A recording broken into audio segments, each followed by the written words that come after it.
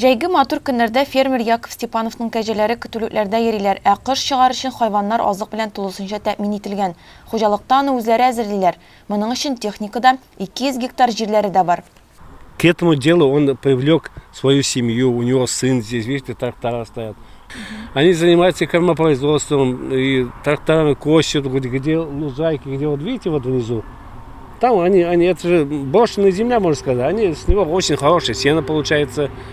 Барлыгы районда кәҗә үрчүте белән 4 фермер шөгыльләнә. Авыл хуҗалыгы идарәсе вәкиле әйтүенчә, алар үз эшенең энтузиастлары. Мәсәлән, Яков Степанов кәҗәләрне Свердловск өлкәсеннән алып кайткан, башка фермер Франциядән.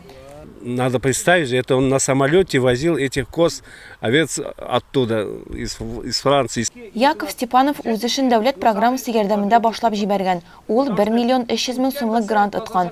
Әлеге акчаларга ферма төзегән һәм 40 сөтле заанин тукымыннан булган кәҗәләр сатып алган.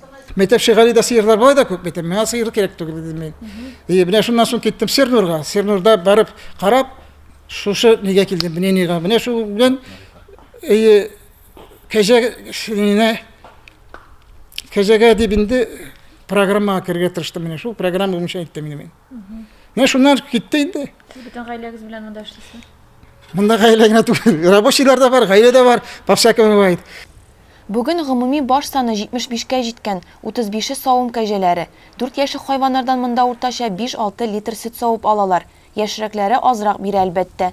Сөтне сату белән бераз кыенлыклар булган. Бүген район җитәкчелеге булышлыгы һәм шәхси изләнүләр нәтиҗәсендә фермер Удмуртиядән һәрдаим партнер тапкан. Исәп тагын бераз гына бер 10-15 башка тагын савымныкын арттырырга исәп.